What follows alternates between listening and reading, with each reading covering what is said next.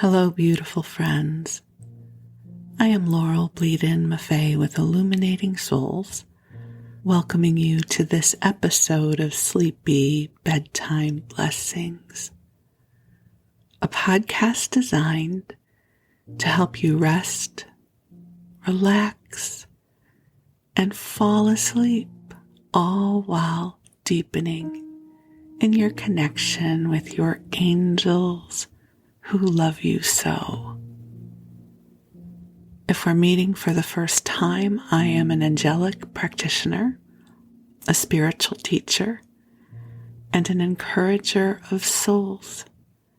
And I do this through one-on-one angel sessions, which are just beautiful. They are 1-hour phone sessions where I call in the angels and we have a conversation with you and help you deepen in your connection with your divine guidance. They're wonderful, and if you're ever interested in scheduling one with me, you can do so through my website, illuminatingsouls.com, where you also can learn more about soul mentoring and the classes I offer. I also have a daily inspiration email blast, which you can sign up for, and you'll receive an inspiring message from me every weekday. So lots of ways that we can connect outside of this podcast. But for now, I'm here to help you rest and hopefully fall asleep. So I invite you to take a few deep breaths in and out, just allowing your body and your consciousness to receive the message that it's okay to rest. I love bedtime. I don't know how I felt about it as a kid, but as an adult, I look forward to the time of day when I can declare a day complete and I have this opportunity to go into this reset that all of us get to experience. That reset when our consciousness drifts away and our body relaxes. And then we get to awaken in the morning to a new day filled with opportunity and mystery. What a profound experience this life is. So just breathe for a little bit with me. We're going to be together for about an hour. I'll be calling in the angels and then reading you a story. So there's no hurry to fall asleep. Just listen to my voice and drift off. My recommendation is that you keep the volume down low.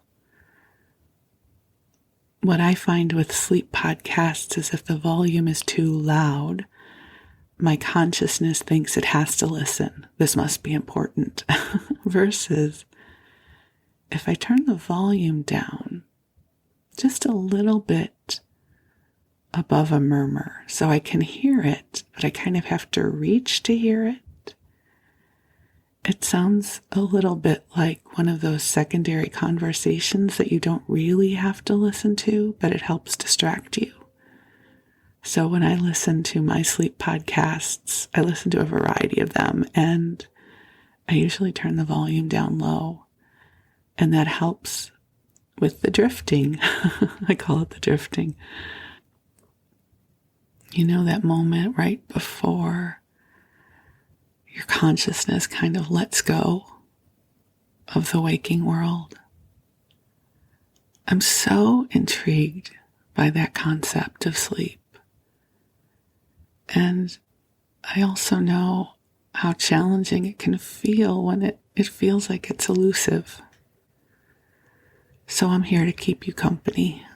Whatever your sleep experience is, we all have our own sleep rhythm and our own experience of sleep.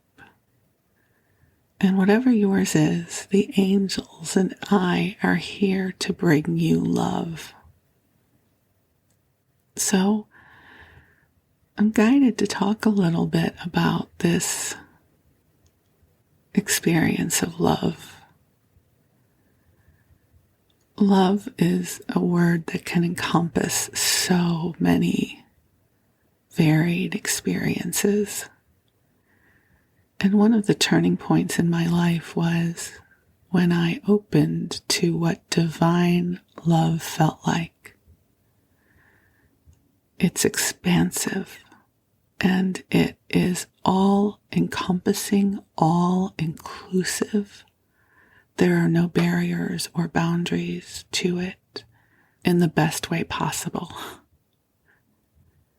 As I was getting ready to record this episode, I was contemplating a metaphor I could share with you to help describe it. And the one that came forward was sort of imagine you're in a basement. And the basement could be well lit, right? Maybe there's lamps or LED lights or something. So the basement is illuminated by artificial light. And then you emerge from the basement into a bright sunny day. And the sun is present. And it's coming through the leaves and it's a brilliant blue sky. And you feel the warmth on you. And this is a warmth and a light that is far beyond the artificial light that you were experiencing in the basement. The artificial light in the basement is wonderful. Listen, I am thrilled to live in a time of electricity and light bulbs and, no matter what time of day or night, I can turn on a lamp. So artificial light is awesome. I love it. I'm grateful for it. And there is a different timbre, a different tonal quality to the bright sunlight. And that's one of the best ways I can describe the difference between the love that so many of us experience on the earth plane and divine love. Human love, the love that we experience through our hearts is a miracle. It is wonderful. It is expansive. And it creates miracles. To live a well-loved life is one of the greatest blessings any of us can receive. So in no way am I diminishing the value or the quality of the love that comes through the human heart or through the love of our animals. There are so many different ways love shows up in this world. And they are wonderful and they fuel us and they inspire us. They make life worth living. Divine love is all that and more. It is without boundaries. It is all-encompassing. If you were in a dark room and you held a light or a candle in front of your face, the light would only go so far, right? It could only illuminate so much. But if you go outside on a bright sunny day, the light, the sun is everywhere. And so over the years, I have had so many experiences of this wellspring of divine love that this is why I have devoted my life in helping to amplify it for people like you. So when I say the angels love you, God loves you, or there is love here for you, I am not talking about the kind of love that has polarities. we love to contemplate unconditional love, which I think we all have experienced to one extent or another. But it can't really be unconditional if there are times when it doesn't exist. That would mean that there are conditions upon love. Divine love, though, always is. It always is. And that can be hard to comprehend. And I don't want to make it sound like I walk around the earth embodying love of that quality. Anyone who knows me knows that I am mercurial and I get crabby just like everybody else, and I get frustrated with people in traffic. And as my guides love to joke, they say, we hate to break it to you, but you did not incarnate to be an avatar in this lifetime. I'm an earth girl. But in my work with the angels and with God, I can access that quality of love. Sometimes, many times, I can teach others about the quality of love that exists for us. Because when we open to it, healing happens. We don't have to know what is up for healing. We don't ever have to know, because God knows. The light knows. So take a deep breath in and release. So one of the reasons I was guided to open to this connection with angels is because angels are the embodiment of this quality of love. They love us through time and space. They love our very beingness, no matter what. Just like the sun shines without prejudice. The sun shines. It shines on all. It's not selective. It's its nature to shine. And this whole realm of earth is built around the light of the sun. So how would divine love be any different? There is a quality, a tonal quality to it that helps us come alive, that brings out the best in life and comforts us when we are navigating our deepest challenges. It is always here. And you don't have to know how to access it other than to welcome it in. So I'm going to call in the angels who are already here to help amplify this wellspring of divine love for you. And beautiful angels on high, I already feel your presence here.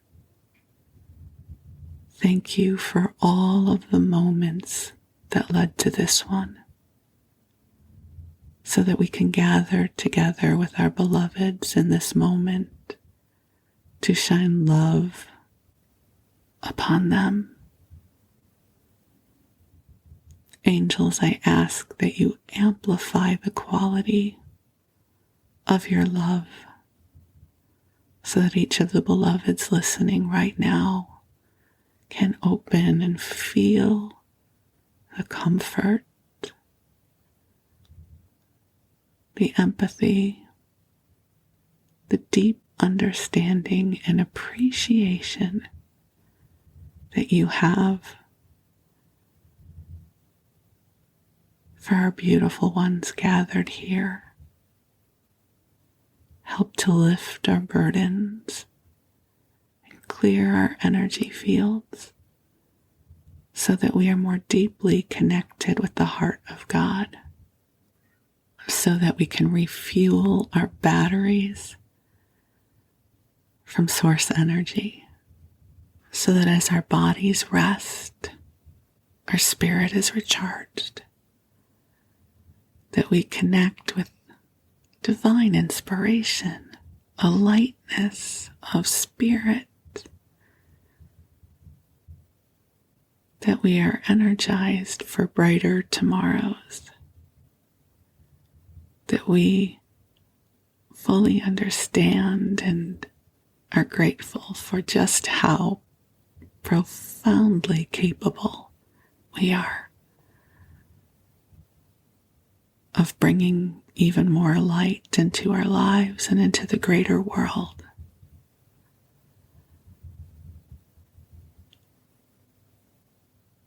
And angels, I ask that you help each of the beloveds here get a good expanse of rest, replenishment, and healing. So, dear ones, just take some more breaths in and get cozy and comfortable. And if you are open to it, while you rest, the angels will help you connect with divine love. It helps if you can imagine the most loving presence in the world coming to you now to comfort you. And often in this work, I use the imagination as a gateway, because if you can imagine a Venn diagram, two circles that have a little bit of overlap, the imagination center and the center of divine guidance, there is a bit of overlap between them. And so, if you can imagine the most loving presence in the universe bringing love to you, it often will help to open your connection with divine love. So think of the imagination being used as a gateway or a springboard to help you open to this love. And just allow your body and consciousness to receive it. To allow the light to come to you, to soothe and comfort you.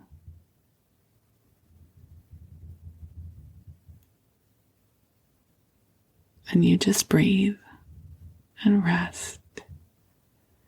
And while you do, I'm going to read you a story. Because don't we all just love a good bedtime story? And tonight we're going to return to A Little Princess by Frances Hodgson Burnett. And we're returning to it because we just got to the really good part. This is one of my favorite parts of the book. It's so enchanting. And I really wanted to just share this energy with you. If you haven't listened to the other episodes, that's okay, you don't have to, but I'm going to give you a long rambling synopsis of where we are.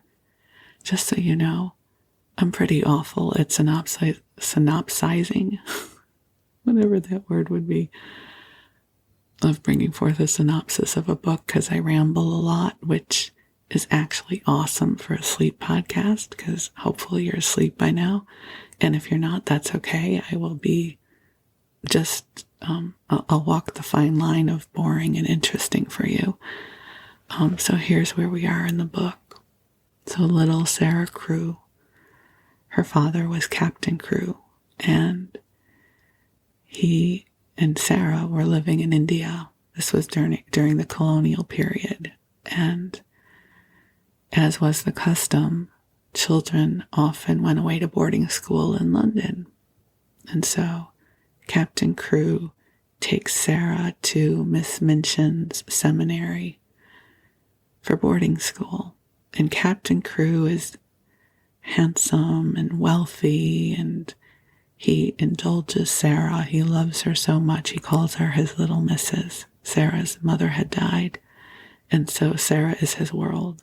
And so Sarah gets the best and the finest of everything. And with a child with a different demeanor, they could become spoiled, but not our Sarah. Sarah is kind and generous.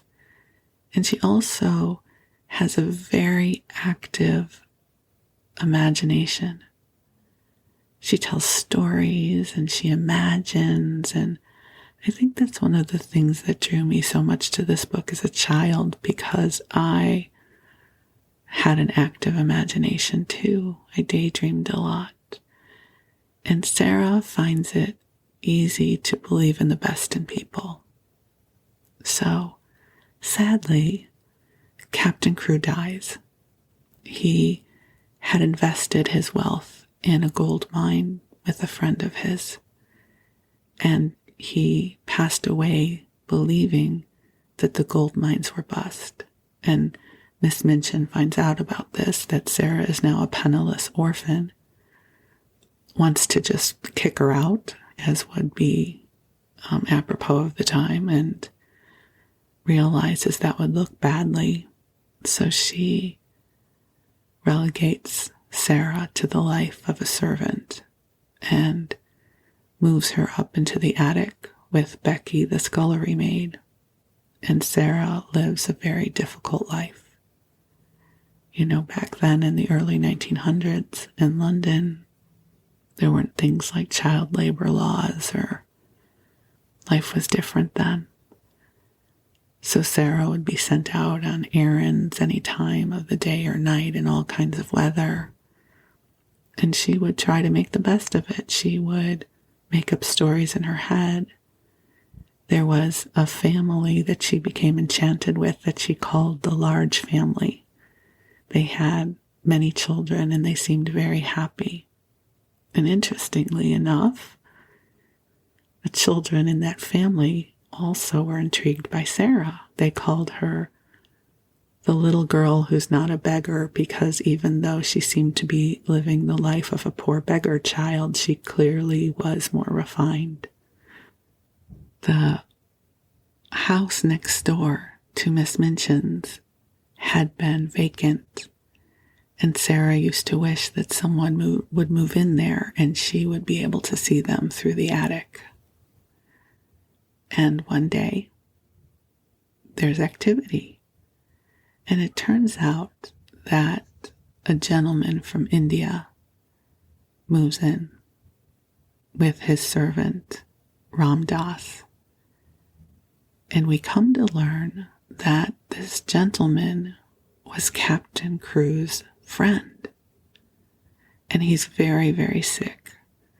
They said he has a brain fever or something, which may have been encephalitis or something from back then. And he's heartsick because Captain Crew died thinking the gold mines were a bust, but they weren't. They actually struck gold. And he's now searching for Sarah. He doesn't know where she is. His solicitor, who happens to be the papa of the Large Family, they've been looking all over for a child who fits Sarah's description. They've been to Paris. They're going to Moscow, not realizing that Sarah's next door. But in the meanwhile, Ram Das, who's a very kind man, discovers Sarah, and he just thinks she's a little girl who is a servant next door. And he knows that she is very kind. And so he hatches this plan with his employer to refurbish Sarah's attic room. It was very sparse and cold before, but they hatched this plan to bring blankets and a robe and make a fire in the fireplace and bring her food because she hasn't been eating because Miss Minchin is so mean. And this is the chapter where Sarah has woken up to find that her room has been transformed while she slept. It's like a miracle. She calls it magic. And, I was a little girl who believed in magic, and I'm a grown woman who believes in magic still, but this is magic born of kindness, born of generosity, born of empathy. And this is an easy kind of magic to believe in. So this is where we're going to begin our story. This is chapter 16, The Visitor. Imagine, if you can, what the rest of the evening was like. How they crouched by the fire which blazed and leaped and made so much of itself in the little grate. How they removed the covers of the dishes and found rich, hot, savory soup, which was a meal in itself, and sandwiches and toast and muffins, enough for both of them. The mug from the washstand was used as Becky's teacup, and the tea was so delicious that it was not necessary to pretend that it was anything but tea. They were warm and full-fed and happy, and it was just like Sarah that, having found her strange good fortune real, she should give herself up to the enjoyment of it to the utmost. She had lived such a life of imaginings that she was quite equal to accepting any wonderful thing that happened, and almost to cease in a short time, to find it bewildering. I don't know anyone in the world who could have done it, she said, but there has been someone. And here we are sitting by their fire, and it's true. And whoever it is, wherever they are, I have a friend, Becky. Someone is my friend. It cannot be denied that as they sat before the blazing fire and ate nourishing, comfortable food, they felt a kind of rapturous awe and looked into each other's eyes with something like doubt. Do you think, Becky faltered once in a whisper, do you think it could melt away, miss? Hadn't we better be quick? And she hastily crammed her sandwich into her mouth. If it was only a dream, kitchen manners would be overlooked. No, it won't melt away, said Sarah. I am eating this muffin, and I can taste it. You never really eat things in dreams. You only think you are going to eat them. Besides, I keep giving myself pinches, and I touched a hot piece of coal just now on purpose. The sleepy comfort, which at length almost overpowered them, was a heavenly thing. It was the drowsiness of a happy, well-fed childhood, and they sat in the fire glow and luxuriated in it until Sarah found herself turning to look at her transformed bed. There were even blankets enough to share with Becky. The narrow couch in the next attic was more comfortable that night than its occupant had ever dreamed that it could be. As she went out of the room, Becky turned upon the threshold and looked about her with devouring eyes. If it ain't here in the morning, miss, she said, it's been here tonight, and I shall never forget it. She looked at each particular thing as if to commit it to memory. The fire was there, pointing with her finger, and the table before it, and the lamp was there, and the light looked rosy red, and there was a satin cover on your bed, and a warm rug on the floor, and everything looked beautiful. And she paused a second and laid her hand on her stomach tenderly. There was soup and sandwiches and muffins. There was.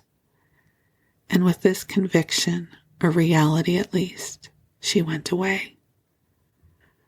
Through the mysterious agency which works in schools and among servants, it was quite well known in the morning that Sarah Crew was in horrible disgrace, and Ermengarde was under punishment, and that Becky would have been packed out of the house before breakfast, but that a scullery maid could not be dispensed with at once. And I forgot to include this part in my rambling summary, but before the magic happened, Sarah, Ermengarde, and Becky were found in Sarah's attic by Miss Minchin, who was horrified because Ermengarde is a student at the school and should not be socializing with Becky and Sarah, and a huge scene erupted. So that's the buzz that's going around the school right now. The servants knew that she was allowed to stay because Miss Minchin could not easily find another creature helpless and humble enough to work like a bounden servant for so few shillings a week. The elder girls in the schoolroom knew that if Miss Minchin did not send Sarah away, it was for a practical reason of her own. "She's growing so fast and learning such a lot somehow," said Jessie to Lavinia, "that she will be given classes soon. And Miss Minchin knows she will have to work for nothing. It was really nasty of you, Lavvy, to tell her about having fun in the garret. How did you find out?"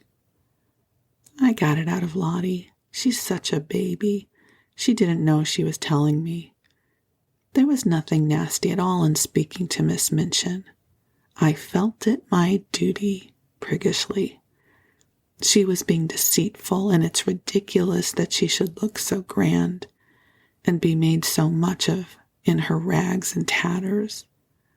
"What were they doing when Miss Minchin caught them?" "Pretending some silly thing.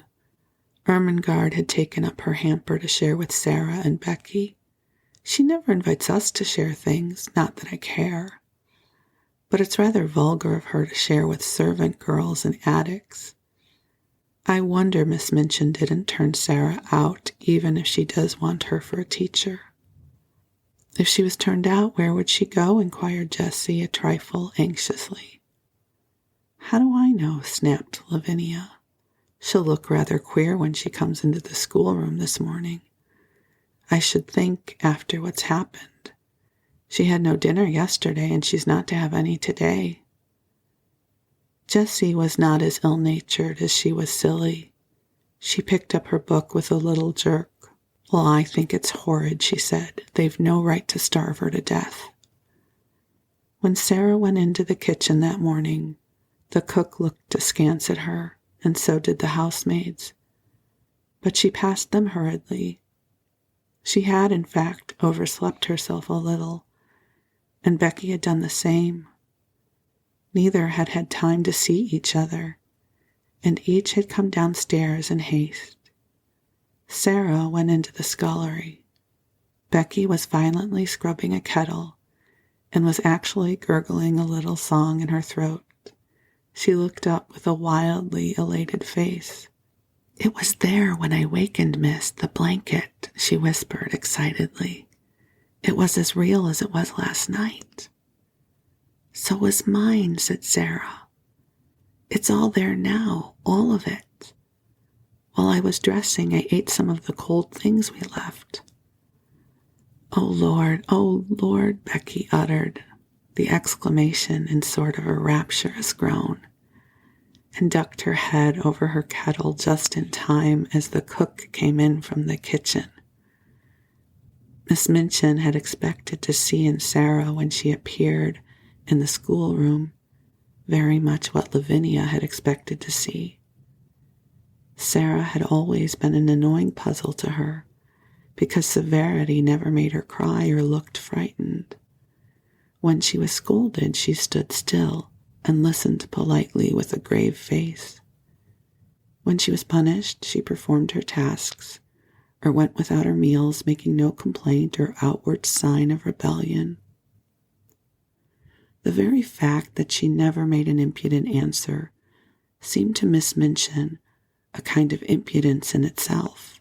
But after yesterday's deprivation of meals, the violent scene of last night, The prospect of hunger today, she must surely have broken down. It would be strange indeed if she did not come downstairs with pale cheeks and red eyes and an unhappy, humbled face. Miss Minchin saw her for the first time when she entered the schoolroom to hear the little French class recite its lessons and superintend its exercises. And she came in with a springing step, color in her cheeks, and a smile hovering about the corners of her mouth.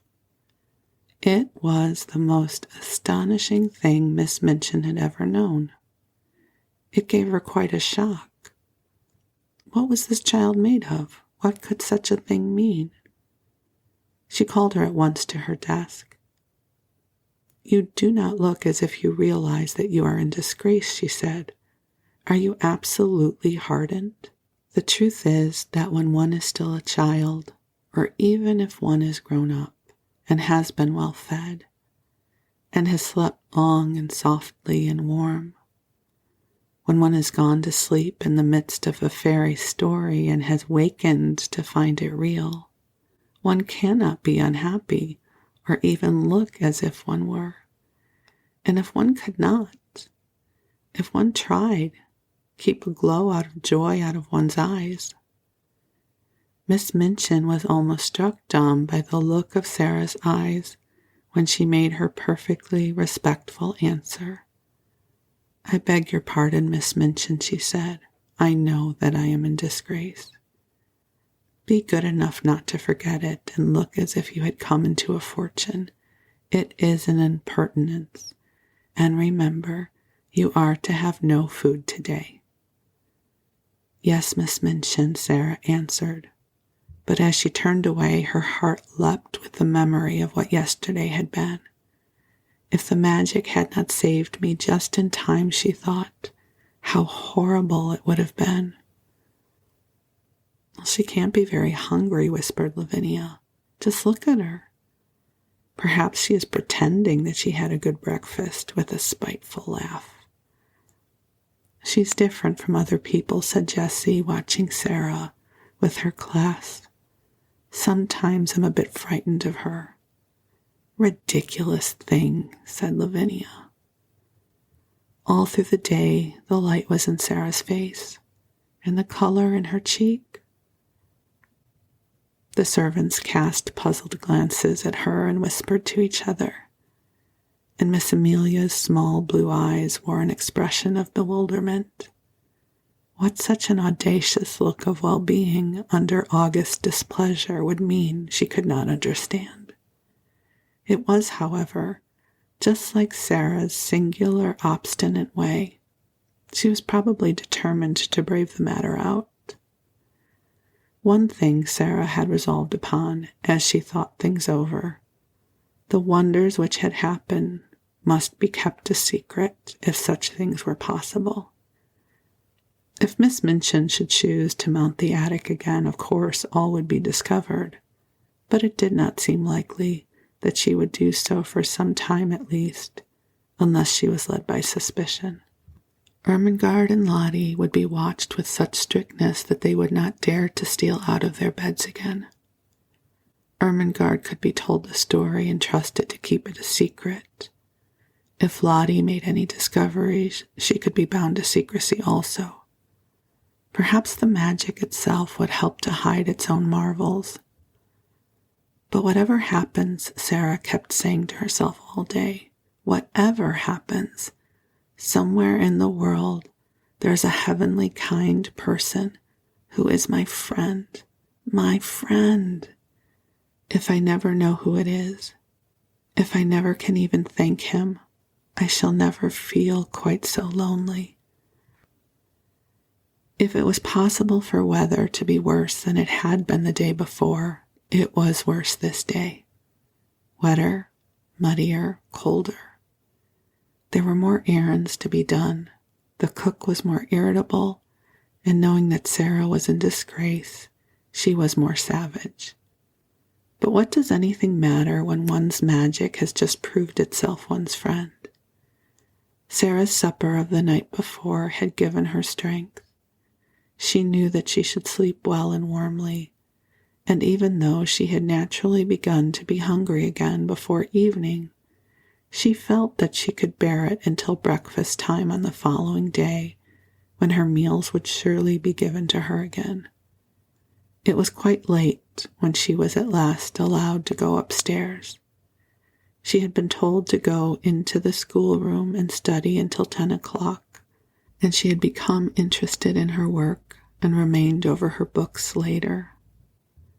When she reached the top flight of stairs and stood before the attic door, it must be confessed that her heart beat rather fast. Of course, it might have all been taken away, she whispered, trying to be brave. It might only have been lent to me for just that one awful night, but it was lent to me. It had. It was real. She pushed the door open and went in. Once inside, she gasped slightly, shut the door, and stood with her back against it, looking from side to side. The magic had been there again. It actually had. And it had done even more than before. The fire was blazing, and lovely leaping flames more merrily than ever. A number of new things had been brought into the attic, which so altered the look of it that she had not been past doubting she would have rubbed her eyes. Upon the low table another supper stood, this time with cups and plates for Becky as well as herself. A piece of bright, heavy, strange embroidery covered the battered mantel, and on it some ornaments had been placed. All the bare, ugly things which could be covered with draperies had been concealed and made to look quite pretty.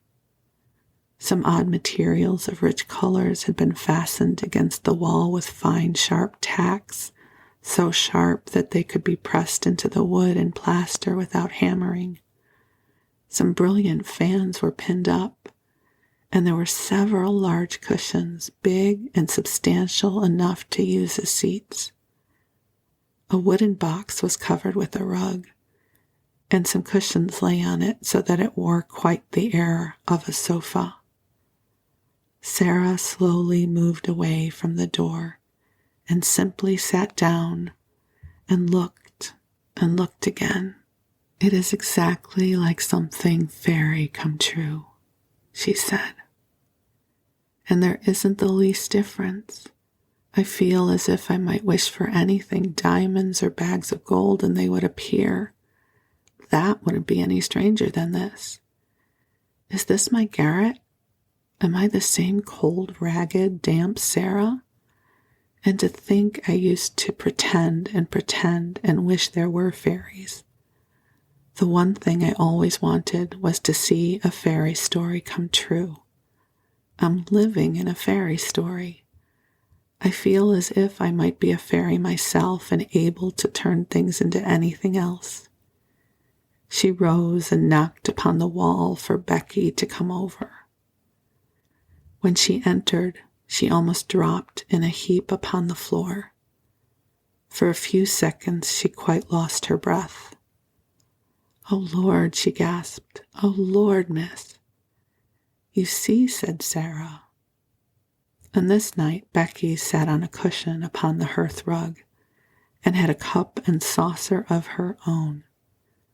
When Sarah went to bed, she found that she had a new thick mattress and big downy pillows. Her old mattress and pillow had been removed to Becky's bed instead. Consequently, with these additions, Becky had been supplied with unheard of comfort. "Where does it all come from?" Becky broke forth once. "Lord, who does it, miss?" "Don't let us even ask," said Sarah. "If it were not what I want to say, oh, thank you, I would rather not know. It makes it more beautiful." From that time, life became more wonderful day by day. The fairy story continued. Almost every day something new was done. Some new comfort or ornament appeared each time Sarah opened the door at night, until in a short time the attic was a beautiful little room full of all sorts of odd and luxurious things. The ugly walls were gradually entirely covered with pictures and draperies. Ingenious pieces of folding furniture appeared. A bookshelf was hung up and filled with books. New comforts and conveniences appeared one by one, until there seemed nothing left to be desired. When Sarah went downstairs in the morning, the remains of the supper were on the table, and when she returned to the attic in the evening, the magician had removed them and left another little meal. Miss Minchin was as harsh and insulting as ever, Miss Amelia as peevish, and the servants were as vulgar and rude. Sarah was sent on errands in all weathers and scolded and driven hither and thither. She was scarcely allowed to speak to Ermengarde and Lottie.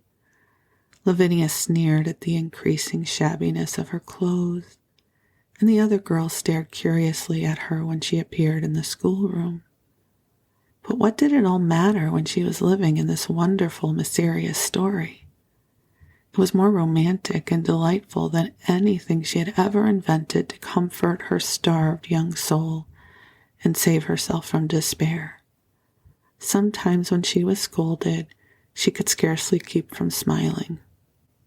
If you only knew, she was saying to herself, if you only knew. The comfort and happiness she enjoyed were making her stronger, and she had them always to look forward to. If she came home from her errands wet and tired and hungry, she knew she would soon be warm and well fed after she had climbed the stairs. During the hardest day, she could occupy herself blissfully by thinking about what she should see when she opened the attic door and wondering what the new delight had been prepared for her. In a very short time, she began to look less thin. Color came into her cheeks, and her eyes did not seem too big for her face. "Sarah Crewe looks wonderfully well," Miss Minchin remarked disapprovingly to her sister. "Yes," answered poor silly Miss Amelia. "She is absolutely fattening. She was beginning to look like a little starved crow." "Starved!" exclaimed Miss Minchin angrily. "There was no reason why she should look starved. She always had plenty to eat." "Oh, of course," agreed Miss Amelia humbly, alarmed to find that she had, as usual, said the wrong thing. "There is something very disagreeable in seeing that sort of thing in a child her age," said Miss Minchin with haughty vagueness. "What sort of thing?" Miss Amelia ventured.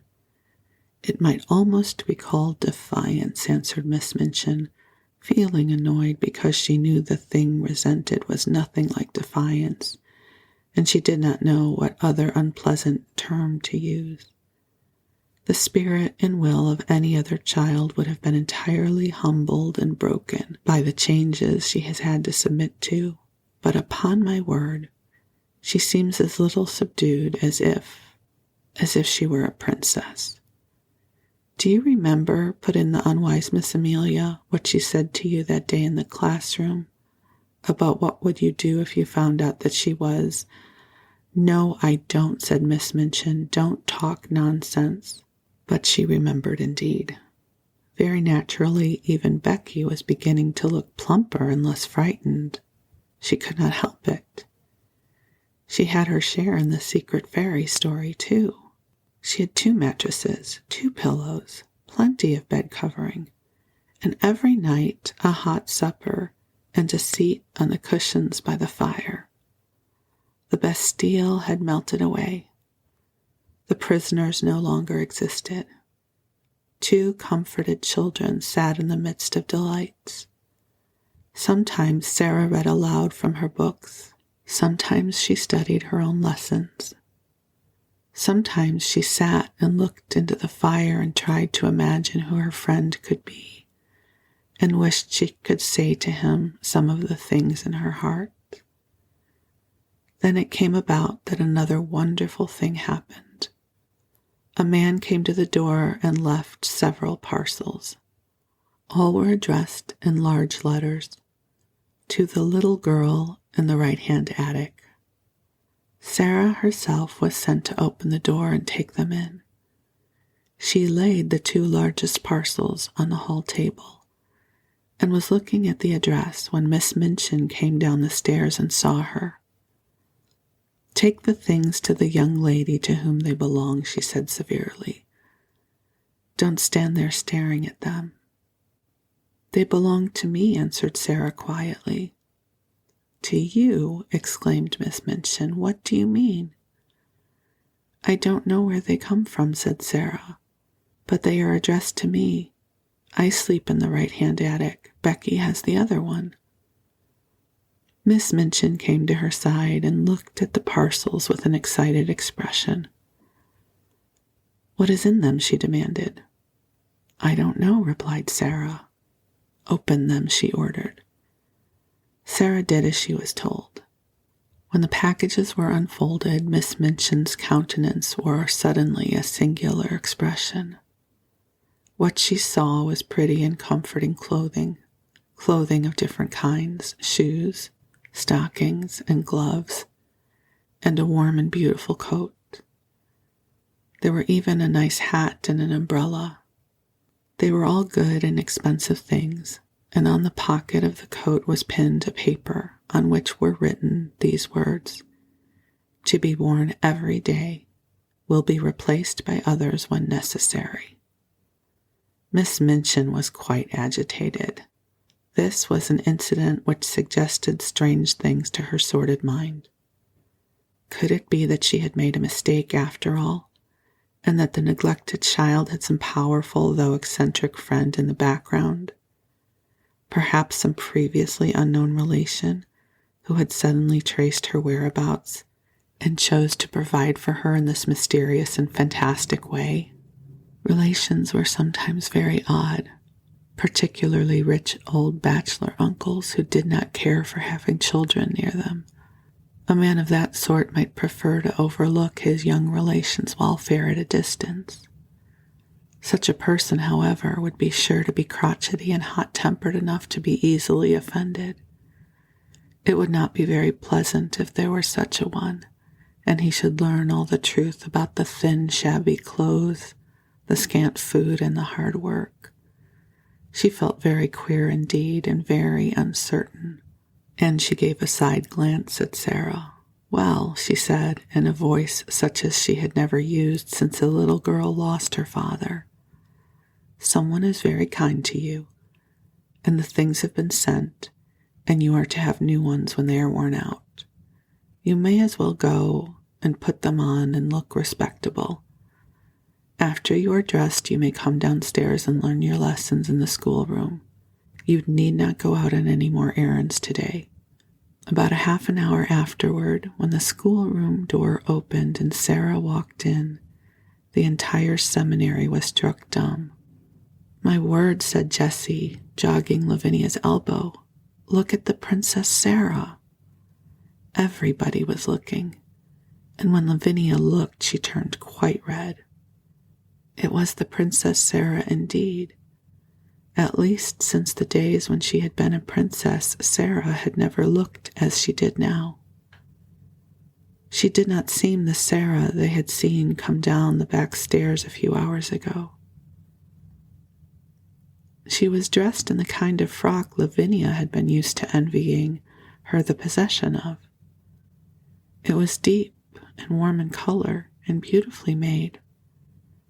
Her slender feet looked as if they had done when Jessie had admired them, and the hair, whose heavy locks had made her look rather like a Shetland pony when it fell loose about her small, odd face, was tied back with a ribbon. "Perhaps someone has left her a fortune," Jessie whispered. "I always thought something would happen to her. She's so queer. Don't please her by staring at her in that way, you silly thing." "Sarah," broke in Miss Minchin's deep voice, "come and sit here." And while the whole schoolroom stared and pushed with elbows and scarcely made any effort to conceal its exciting curiosity, Sarah went to her old seat of honor and bent her head over her books. That night when she went into her room after she and Becky had eaten their supper, she sat and looked at the fire seriously for a long time. "Are you making something up in your head, miss?" Becky inquired with respectful softness. When Sarah sat in silence looking into the coals with dreaming eyes, it generally meant that she was making a new story. But this time she was not, and she shook her head. "No," she answered. "I am wondering what I ought to do." Becky stared, still respectfully. She was filled with something approaching reverence for everything Sarah did and said. "I can't help thinking about my friend," Sarah explained. "If he wants to keep himself a secret, it would be rude to try and find out who he is. But I do so want him to know how thankful I am to him and how happy he has made me. Anyone who is kind wants to know when people have been made happy. They care for that more than being thanked." So we're going to end here. I think that this is such a beautiful place to end. I'm just going to read this one more time. "I can't help thinking about my friend," Sarah explained.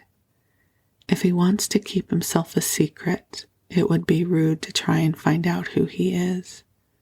But I do so want him to know how thankful I am to him and how happy he has made me." And this is the part that I just love. Anyone who is kind wants to know when people have been made happy. Isn't that true? Anyone who is kind wants to know when people have been made happy. That's such a great joy. So we'll come back, but I definitely wanted to be able to share this chapter with you. There's still more to the chapter, but we're going to end here.